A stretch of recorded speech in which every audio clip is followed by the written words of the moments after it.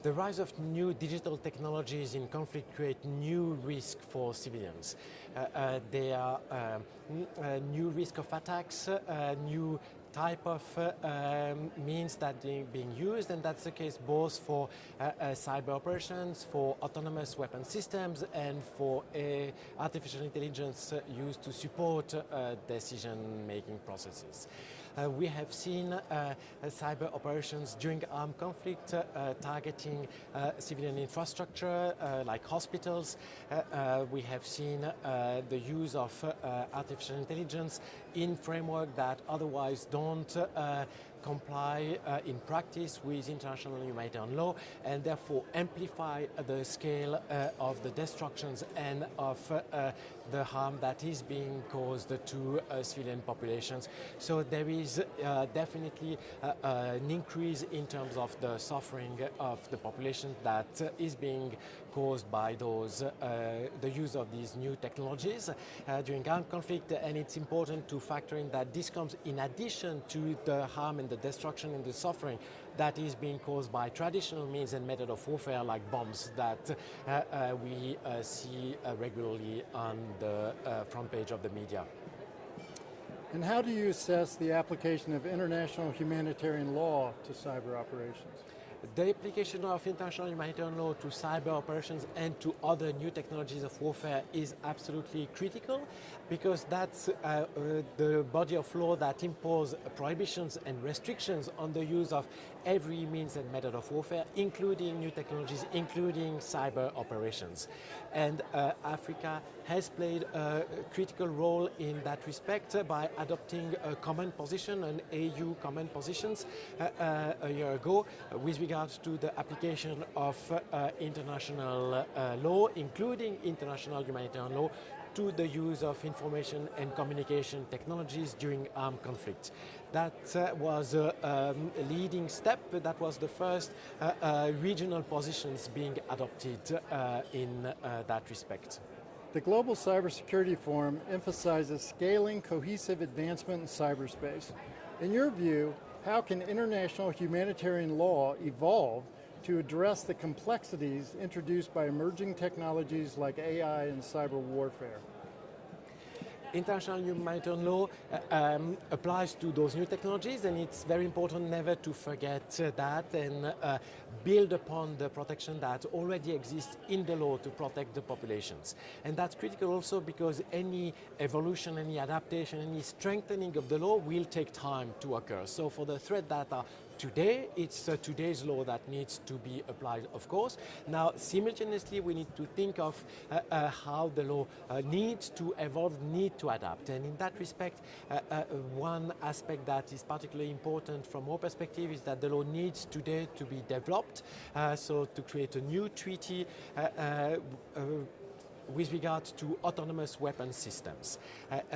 And what we have called for is a treaty that prohibits two types of autonomous weapon systems, those that are unpredictable and those that target directly human beings, so anti-personnel autonomous weapon system. And by autonomous weapon system, we mean system that select and engage the target autonomously without human intervention after the system has been activated. But if the system is unpredictable, of course, when the human operator, the commander or the soldier activates it, they won't be able to ensure that the effects are in compliance with international humanitarian law, and that's why we need to recall and clarify that actually they are already prohibited, but predictability is increased by autonomous weapon systems, so it's good to strengthen the law in that respect. And also anti-personnel ones, so those who would select a human being through sensors and algorithms in order to engage them, meaning to kill them. And we feel there is too much both legal and ethical problem to let those technologies being developed and used on the battlefield. The rest of the autonomous weapon systems, so those directed against objects and not persons, and against and that would, whose effects could be at least to some degree, to a sufficient sufficient degree predictable. We recommend that there are a number of restrictions that are being posed precisely to ensure that the effect is sufficiently predictable in terms of ensuring that the effect will respect international humanitarian law.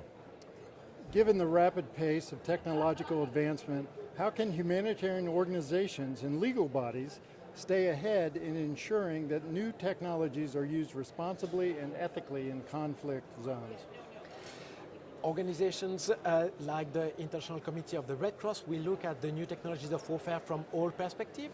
So the technical and operational perspective, both in terms of the technologies that are being developed to the extent that there is information available, whether that's publicly or whether that's by discussions that we can have also bilaterally with parties, with states that are developing those technologies and militaries, armed forces that are developing those technologies to know what is coming up tomorrow. We look, of course, how those technologies are used currently in current conflict and the effects they have.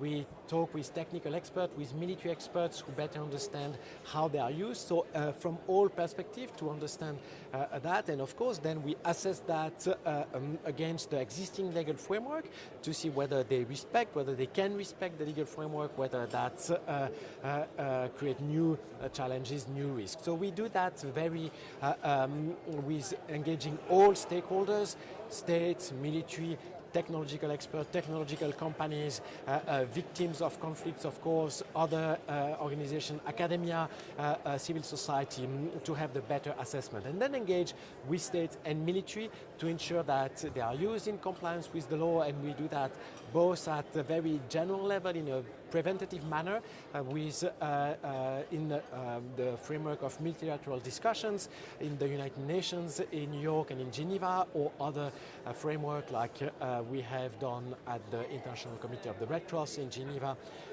through the Conference of the Red Cross and Red Crescent, where a resolution was adopted to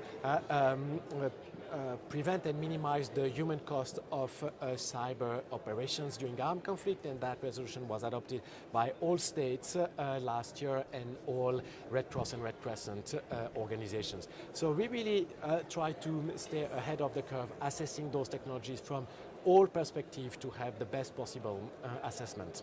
Finally, what role do you see for multilateral forums like the Global Cybersecurity Forum in bridging the gap between cybersecurity and humanitarian law to promote a safer and more resilient digital future? The Global Cybersecurity Forum is extremely important because it brings together many different actors. International organizations like the International Committee of the Red Cross that are represented here, but also technological companies, people who are here on behalf of governments from various departments from their governments. And that's critical in particular with regards to the use of digital technologies, including cyber operations, because digital technologies today are a lot developed by tech companies. Actually, cyberspace, so the space that is being used to carry out cyber operations during armed conflict, as a space that has been built mostly by tech companies, and that's a key difference between land, air, or sea warfare that is being fought on natural domain, while of course cyber operations that are being fought on a human-made domain, a cyberspace that is not so virtual, but it's human-made. And that's very different, and that's why the importance of tech companies, it's even more important here than the defense industry with regards to other weapons. So it's very important to be able to engage them and engage them in a cross multi-stakeholder perspective, like is very well done here in the Global Cybersecurity Forum, and do that in all regions of the world. And that's why doing that also here in Riyadh is so important, bringing the diverse community. There is a huge representation from Africa here, of course from the Middle Eastern regions as well, that is obvious because we are based here, and from all other parts of the world. And that's key because Those rules of international humanitarian law are universally ratified. The Geneva Conventions are the treaties most ratified in the entire world, and they need to remain like this. There are universal values that need to remain universal, including when they are applied to new technologies of warfare. So that's key to have a forum like the Global Cybersecurity Forum here in Riyadh.